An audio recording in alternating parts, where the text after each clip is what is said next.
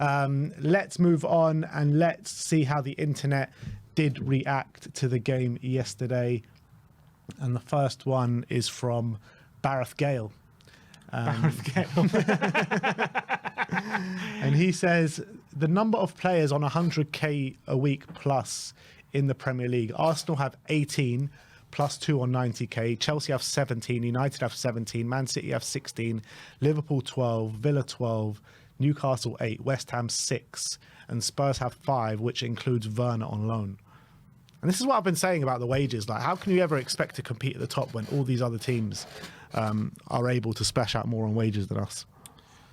I mean, United have one less than Arsenal, and they're below us. Mm-hmm. So it's not guaranteed just if you spend on the wage. But look, I don't know if I understand the argument, and there's validity to it. But like, Solanke is not in the top in our fifth. That means he's not good enough because he's not in the. Yeah, there are outliers there, but on a general basis, if you want to fight. Van der Ven, he's not in the top. Yes, but if on a general basis, if you want to fight at the top, you've got to spend on wages. But if you had a team of that level quality players, would that not be enough to compete? But it's very hard to find that level quality of player with the wages that we're on. And of course, it's not impossible, but it's very hard. Yeah, it's hard, and that's the. And you'll have more misses than hits. I agree. If you want to go down that route, you have to be very, very smart with your recruitment. But it doesn't mean it's impossible to do it. That's my point. So the fact that we've only got that level, that's not the reason. The reason is the players that we have in that is not there. But just because that's the stat doesn't mean we shouldn't be able to find players who are good enough just because there's a certain number below 100k. But it makes the job a lot more harder than it has to be when there's no reason why this should be the stat. When you're looking at what Spurs generate, there is no reason for this. I agree with that. And why the hell is it okay for West Ham, Newcastle, Villa all to have players on higher wages than us? I wouldn't be surprised if that goes up though. Bloody better. I wouldn't be surprised because as we've said, we've lost Kane, we've lost Dyer, was probably on over 100 grand. We lost Lloris, who was probably on over 100 grand. It definitely was. Who else did we lose over the past couple of years who were on big wages? Sissoko. Oh, yeah, that was a while ago now. But Sissoko. Who else did we lose? I can't remember off the top of my head who we've lost. But we've lost some players who are on big wages, right? So I think that will be. I don't think it was ever going to be made up all in one window. I think in the next window or two there'll be a few more on over 100 grand. I reckon. I don't think massively. I don't think we're going to get 5, but maybe 1 or 2. I think more.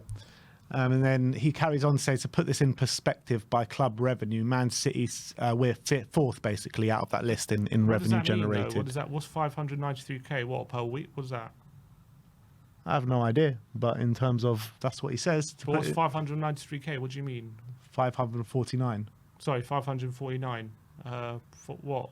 What does that mean? What, per match day? Per week? I'm guessing. I don't know what it is, to be honest.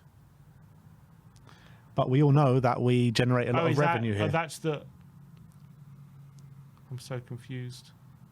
Talks of, I don't know what that means. Revenue, club, in perspective, club revenue, clubs by revenue. What was that, yearly? I don't know what that means. I don't know how accurate that is. There's a graph if you go a bit below. It tells you a bit more. Premier League revenues and wage cost.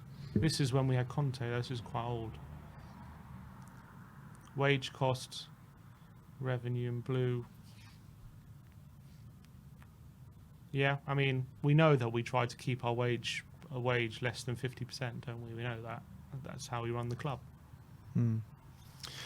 Next up is AJTHFC saying, how can we ever be taken seriously? I didn't see these guys. I think maybe they'd gone in by the time I got there, but they had this whole Squid Game pre-game thing. I don't know if you saw it. They had just like, well, when you're supposed to be a promo for the game, when they're supposed to be pumping up for the game, they had a big Squid Game promo just before kickoff, basically, and. Yeah, I don't think it got many people pumped up for the game. I don't think they did try and they had Spurs goals against Liverpool spliced in with the Squid Game promo, but it was just. There used to be a football club over there, guys. I hate all this so much. Like they're just trying to make it like. I don't think anyone cares if we're doing well, but especially when we're not doing well, when this is a big game, and this is what precedes the game. Doesn't sit right with us. It's ridiculous, man. It's ridiculous. They're trying to like. There's like literally fan groups trying to improve the atmosphere, and they're rejecting all of their proposals and then bringing this in on a match day. I think it's ridiculous. Yeah, I know. I don't disagree with that.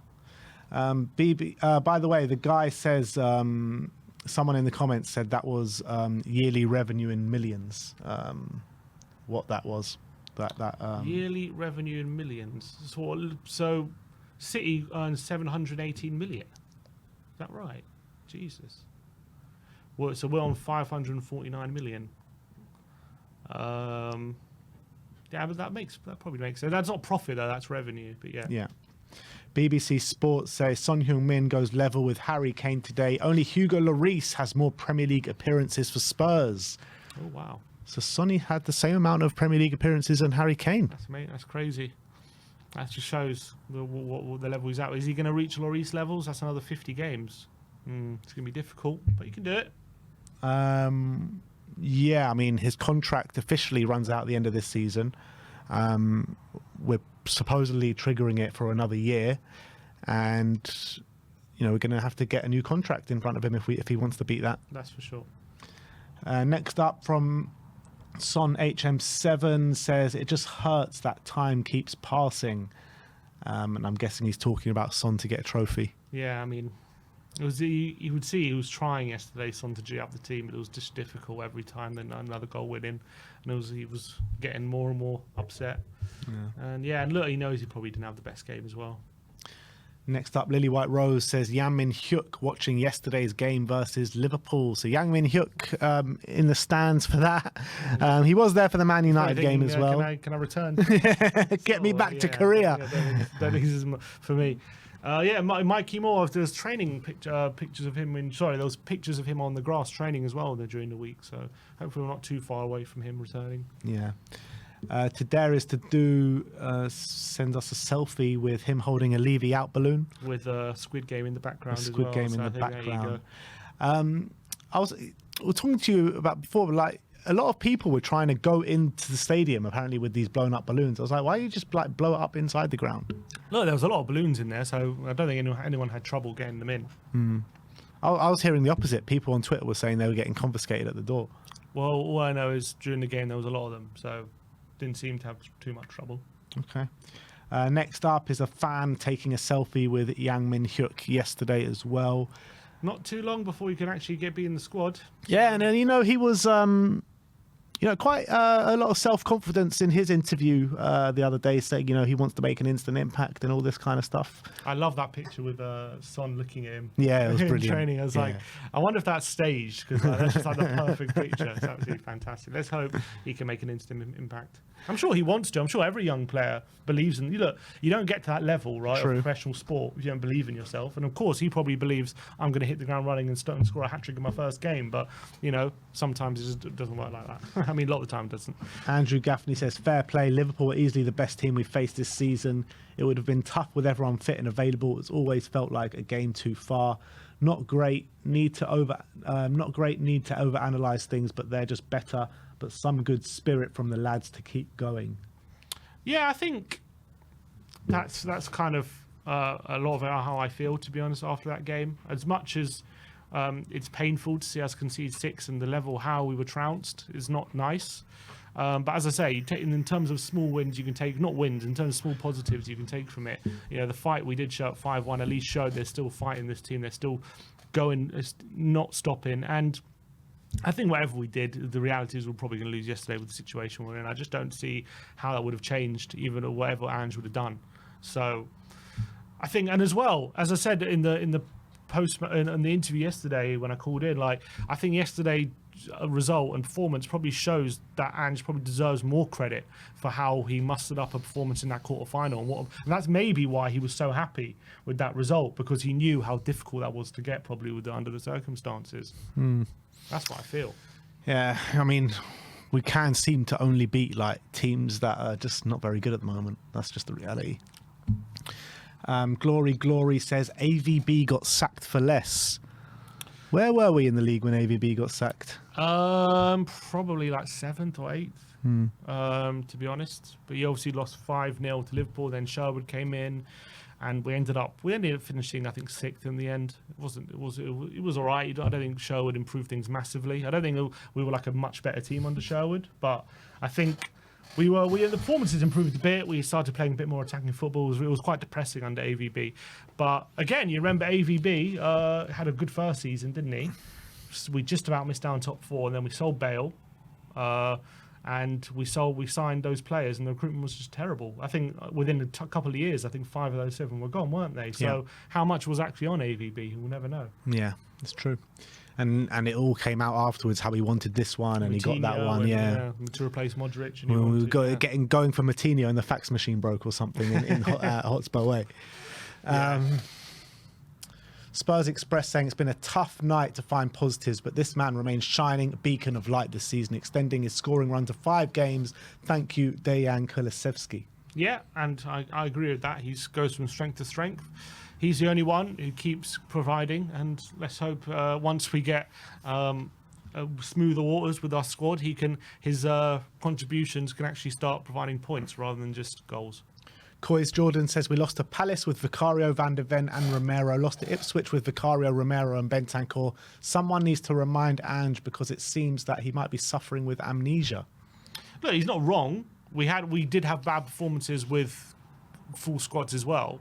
The point is that when our squad was not in the situation it is now, I think the performances in general were much better. Yes, we're not the perfect team. Even with a fully fit squad, we're not a perfect team. We're not quite there yet. I think that's clear to see.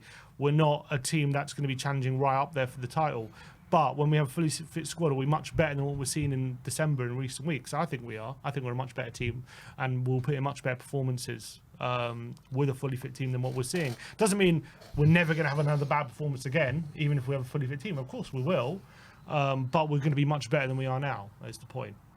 Yeah, I just kind of look back to last season and we were all kind of like saying, including myself, like, oh, you guys just wait till we get our first team back. You just guys wait till we get our first team back. Then we got our first team back and the performances, the results just never really changed. And I just hope it's not going to be the same this time round. I think that's not true, because I think the results did get better, because we went, I think, in like February, March time. We had not to say that we like won every game, but we got quite a few wins and we like beat Villa and stuff. But then we hit that really difficult run. And after Villa, didn't we lose our next 4 games or something? After Villa, we imploded with but it was a difficult run. But obviously we imploded after that. But before, we'd gotten our players back. I'm saying after we got those injuries, right, we lost like a run of games, like 5 games in a row or something. And then we started getting a few players back and we did get some wins. We started getting some wins back in like January, February time. And then after Villa, I don't know what happened, but we completely collapsed after Villa. But I'm saying it did improve after we got our players back, but then we hit that stage. It was like an initial spurt. After that, who did we play before Villa? Was it Everton? Who did we play? Can't remember. Palace, wasn't it? I don't remember have any sort of consistency in that period. Did we have any sort of consistency? Yeah, in that period we played Palace. We beat Palace before Villa 4-0. Yeah. Before Villa 4-0, we beat Palace. It wasn't too bad. We had that run from Bournemouth to Brighton in 5 games where we won 3 and drew 2. Drew with Man U, drew with Everton. Brighton was like the height of our injury crisis, wasn't it, when we lost 4-2 there at the Amex? Yeah. And then for how many games? We lost, 2 games in the space of, 10 games? And we were getting quite a few wins. So it did stabilise. It was after that Villa 4-0, then we went and lost to Fulham. Then we beat Luton, drew with West Ham and beat Forest. And then we lost 4 games in a row. Yeah. So I'm just saying it got better after the initial injury crisis a bit. A little bit, but still not great. Yeah, I'm not saying we turned amazing, but I'm just saying it wasn't as bad as when we had all the injuries. Yeah, look, you still expect Spurs to pick up a few wins here and there, but for where we are at and where we were at, you need to go on a consistent run to get to where we think we should be. Of course, but at the end of the day, we finished 5th, and on another season, maybe even this season, it could be Champions League. Could have been Champions League last season, it wasn't, but I think if we'll take 5th right now. Yeah, I'll probably take 6th right now, to be fair. Big John Bass says, I don't know about anyone else, but I'm glad we tried to get back into the game and lost 6-3 rather than dig in at 5-1 down. We kept going till the end, and I appreciate that. Always going to be a tough game with the squad available and quality of opposition. Great. Would you rather do damage limitation at 5-1? I mean, I wouldn't rather do damage limitations. I mean, when you're 5-1 down, you've got no option but to go for it. Do you? No, I think most teams don't go for it at that stage. They do damage limitation.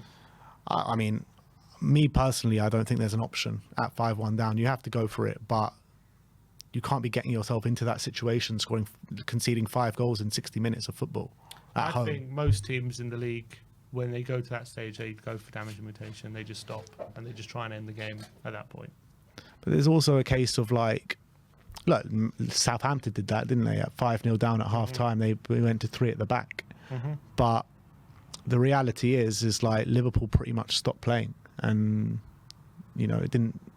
We did all right in a 10-minute spell to get 2 goals, but it's not like we were playing great stuff. No, but the point is we didn't just give up, which is what most teams I think would do in that situation. EBL says signed Archie Gray for 30 million, Dragoshin for 26.7 million. That was their centre back. One. Fergus Craig saying Ange Postecoglou is the kind of guy who keeps drinking after he's thrown up. It's like you. That's why I love him so much. EBL says Spurs sign Archie Gray for 30 million, Dragoshin for 26.7 million. That was the centre-back pairing today. Maybe spend money more wisely and stop complaining about injuries and misfortune. Squad building is a humongous part of management. Ange failed at it this summer. I think in this day and age, it's not just one person who's head of recruitment. I think it's a recruitment department with the manager. I think they work together. But look, it's true. We spent 55 million on 2 players there. And first of all, Dragoshin, I think there's definitely question marks at this point. How fit he is to this, what a right fit he is to this. As much as I think he's a good defender, how much of a right fit is he for us? I mean, there's definitely jury's out. It's true, but he has been performing pretty well before yesterday. Just you can be a not right fit and still have good performances. True. It doesn't mean you're going to play badly every game, but the question is, in terms of how fit to the system is he? I think there are definitely still question marks about that. And Gray, Andrews admitted he could have gone for someone more experienced, but he said he could have missed out on him, and that did maybe hurt other signing other players. But so maybe Andrews have to take responsibility for that, because he said he really wanted him. He was quite bullish on that. So look, that's he also said he wanted Werner as well. He also said he wanted Werner. Yeah, he's going to have to take responsibility for that one as well, for sure. It just doesn't make sense, does it? Like, everyone could see signing Werner back was a mistake. Yeah. To be fair, not everyone could see, because we were talking about how much of a mistake it was, and we were getting pelters in the comments. Yeah, it was. Yeah, true. And people were saying, "Why are you negative?" I think it was obvious. I know at times last season he did all right, but I think by the time the season ended, it was obvious that he's not going to be the guy to bring. Even at times this season, he's done all right, but like, but he's not good enough. He's got a ceiling which is well nowhere below near what we good need, enough. Yeah. Nowhere near. LJ1882 says 1, absolutely pathetic display. 2, not sacking Ange will send the message that this is acceptable result. 3, as outstanding Liverpool have been, they have been able to score 6 against. They haven't been able to score 6 against any other team. 4, where are the Levy lovers now? And 5, another sad day for the club. Who is actually a Levy lover? Don't know. Judging by the comments, What do you mean? Who has actually praised Levy, or not praised Levy, but likes him or likes what he's doing? I haven't spoken to one. There's no such thing as a Levy lover. They're just people who like to bring context to the situation and nuance. It doesn't mean they love Levy. It's just they're just all, sometimes the Levy out brigade or whatever side of the argument completely lacks any sort of nuance and context, and that's all people try to bring. But it doesn't mean they like Levy, or doesn't mean they are a Levy lover. They just bring context, and I think all. What context can you bring that Levy's actually doing a good job on the footballing side? It's not about him doing a good job. It's understanding the circumstances and understanding the landscape of football, which we have to contend with, and it's not so easy. Essentially, doesn't mean they agree with everything he does, or they think he's doing a great job or anything, but it's just adding context and nuance to the situation that we are in. And it's not just a case for them of... Like what? What context and nuance can you bring? Yeah, we'll have to bring Sean on the show for that. But there's I'm not talking to Sean. I'm talking to you, and you're saying it. Because there was in every debate, nothing's black and white. I think it's fair to say there's no such thing as black and white, especially when it's as complicated. I think it's black and white that Levy should be doing a lot better in his role at judging by the football side. I think that is black and white. Okay, that's fair enough. But my point is, in terms of, how the club is run and what we need to do, nothing's black and white about it. Nothing's black and white about it, in my opinion. There's a very nuanced discussion about how the club gets taken forward, who we bring in as another chairman, how we compete with the likes of City and Chelsea and all these clubs who have exorbitant amounts of money when we try to run the club in a sustainable way. There's no nuanced debate to have, and just to say there's no context is, I think, foolish. It lets down. It kind of kills the debate, in my opinion. Of course, there's context to everything. I'm not saying I think Levy's doing a good job. I'm just saying there's context to everything. Just because we're not doing well doesn't mean that everything he does is bad and all that kind of stuff. There's context to everything. But of course, we pay the highest ticket prices and we're 11th in the league and we don't invest enough and all these kind of things. That's all true. But there always has to be context and nuance. That's what I'm saying. Okay. In number one, absolutely pathetic display. I agree with that. I disagree with point number two, saying not sacking Ange will send a message that this is an acceptable result. I mean, that's just ridiculous. No, I don't agree with that at all. And the rest of them, I think, I agree, to be honest. Apart from where are the Levy lovers? I mean, I don't want to know where the Levy lovers are. I haven't seen any Levy lovers, is my point. This next one from THFC Mika saying Luis Diaz versus Porro. Just pissing all over him. Pretty much how it turned out, to be fair. Davina says, I can't believe that this is my football club. And she's just taking pictures of these Squid Game people lining the pitch before the game. Marketing FC. We're a marketing tool, not a football club anymore. Poet's Corner says, brings these stats at Sky Sports gave goals conceded 12, 20th in the PL, shots faced 85 in December, which is bottom of the league, shots faced on target faced 37, which is bottom of the league, expected goals against 13.5, bottom of the league, and big chances faced is 25, which is bottom of the league. Yeah, December's been atrocious defensively, I think it's fair to say. And I think, I think it's also fair to say it wasn't like this before December because we've seen the stats on that, but still, we couldn't get the results. Is it warranted to be in these metrics like bottom of the league? No, we shouldn't be bottom of the league, of course. That's worrying. But I think there are reasons for it, but it doesn't mean that we should be there. Of course we shouldn't. Yeah. The 44 saying Tottenham promoting Squid Games while losing 6-3 to Liverpool. Well, I don't think it was during the game, but yeah. It's, yeah. Jacko Cat says, I've just learned that you're not able to be mad and criticise the manager after you concede 6 at home. I'm not asking to get him out, but we need to realise that we're the first team in the league to concede 6 at home. We've scored 3 every time that Liverpool slowed down because of the comfortable lead. This was as bad as it gets. I'm not Ange out. I love him, but I'm still able to have critical thinking. And I think that's right. Look, you can be critical of him, and that's fair enough. And that's my whole point. He's not Ange out, neither am I. Spurs Global says Bentancur's ban is officially over, and we're going to need him, man. He needs to come straight back in against Forest. For sure. Mitch Fretton says Liverpool are the best team in the league. They've lost 1 game since Slot came in. We've had an 18-year-old Archie Gray at centre-back and a 52-year-old Fraser Forster in goal. Conceding 6 at home is never going to sit well and shouldn't, but come on, have a bit of perspective.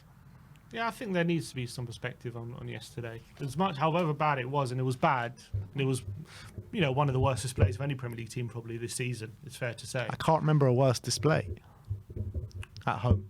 Well, for Spurs? Yeah. Defensively, yeah, of course. It was one of the worst. It's one of the worst we ever had. But you look at that back line and...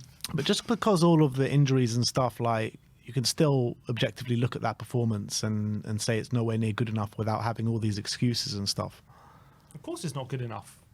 We can't be losing that in that manner. Of course, don't disagree with that, and I'm sure Ange knows that as well. But that's what happened, and it's not like it's losing like that to a Liverpool team is that unlikely considering how we play. Now, could he change how we play? Yeah, we've been through that. He didn't, and we lost that badly. But doesn't mean that the way we play is the problem necessarily. Maybe it wasn't that game, but overall, I'm saying.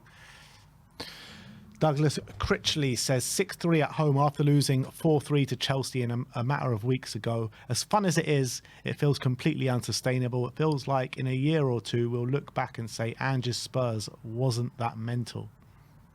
Probably. Maybe. In terms of 6-3, 4-3, I mean, it's unsustainable with everything that's going on at the moment. I agree. I said that after the game yesterday. You asked me the question, is this football unsustainable? I said with the state of the squad at the moment, yeah, I completely agree. It's unsustainable. I'm speaking to a lot of older fans. They all liken this to Ozzy Ardiles' tenure at Spurs. And obviously we were hovering in similar areas, I think, in the league under Ozzy Ardiles, maybe a bit lower. But maybe it's like Ozzy Ardiles football with a bit better quality. Maybe I don't remember Ozzy's football, but I don't know. Maybe Ozzy was a man ahead of his time. Josh says the state of this. Well, we've been through that. Yeah. Sam C says Tottenham Hotspur have lost at home once again. Full time, Tottenham 3, Liverpool 6. Spurs crowd boo at the final whistle. It now means that Tottenham Hotspur have lost their 20th Premier League game out of their last 42. The pressure is on. I mean, to lose 50% of your league games this season and 20 in the last 42, whatever it is, I mean, it's just madness.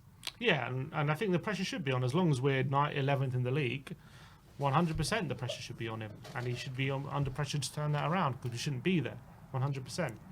But it's all about, for me, I'm just willing to look about, with the league so tight and things, again, can change very quickly, let's just see where we are come the end of the season instead of just pushing the button where a couple of wins all of a sudden can change it.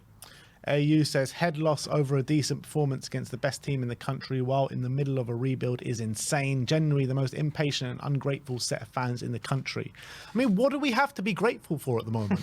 You're ungrateful, mate. What have we got to be grateful for at the moment? Don't you remember the League Cup in 2008? You ungrateful swine. Like, seriously, I don't get this notion because I've seen it actually quite a few times, stadium, about being impatient and ungrateful. What have we got to be grateful for? You should be for? at Levy's knees for that stadium.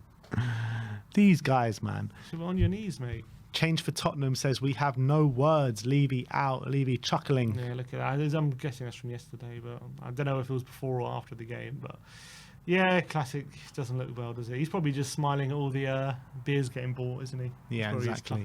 He's probably got a counter on his phone. thing. Yeah, another beer. I once went into the back office at Spurs, and literally people were just in there just cheering every time they hit a landmark of beers sold of a particular brand.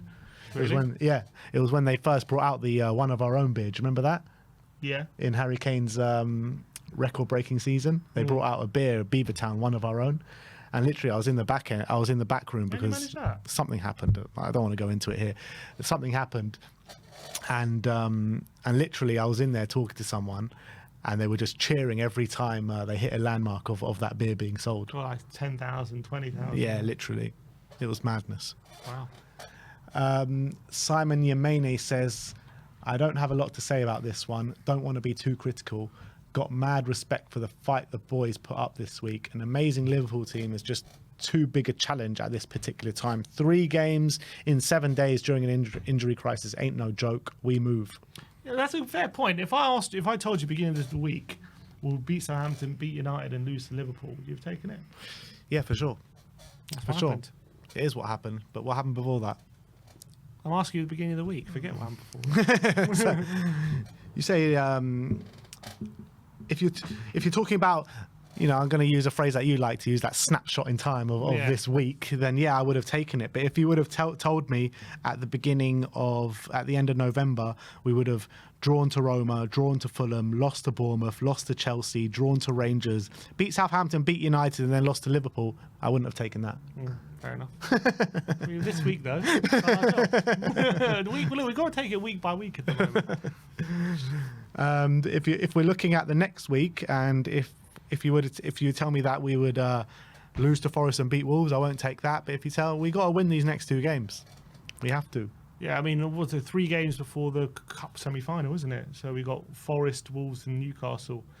We need at least 7, I say, 7 points. We've got Arsenal in 6 games' time. I don't know. Let's not think too far ahead. Billy T says, not really sure where to go from here. Looking really bad for Ange, but we can't sack another manager, surely. 14 in 24 years under these CUNTs. Nothing will ever change until we get new owners. And yeah, I kind of sit with that. There you go. Dan Yidvid says, Spurs on Christmas will be 11th in the table, their lowest league position at this point in the year since 2008, the season that Ramos started the campaign with 2 points from 8 games. What happened that year? We sacked Ramos. Huh? What do you mean we kept pointing her in now? Oh, 2008, we won a trophy. No, but it was the season before. Oh no, we won it. No, we won a trophy in that season. He's right. No, the season that Ramos started the camp. Oh, their lowest league position since this point. No, we didn't win a trophy in that season. We won it the year before. But surely we were. Oh, we could have been lower the season before as well. Right, I see what you're saying. Yeah, we didn't win a trophy in that season. We was under her right now. I think we finished 8th in the end in that season. Yeah, of course. I'll also argue though from what I've seen this season in the Premier League, I don't think the middle teams have ever been this strong ever. I think you look at Fulham, Brighton, Forest being up there, Bournemouth. Like, when have these teams been this good? Yeah, I think the competition is really heightened this year. it's true. And also, it's not just the squads, the settled managers and quality managers as well. I can't remember a season when we've seen managers of this quality stable as well. Silva's been there a few years now. Iraola's in his 2nd season. I mean, Hertz's obviously. But Brighton just have this stable way of model, don't they? Where they bring in managers and players and whatever. Like, the competition's at its highest. And it's only going to keep getting better. of course, and that's why we have to stay ahead of the competition. At the moment, we're 11th. Stay ahead. When have we ever been ahead?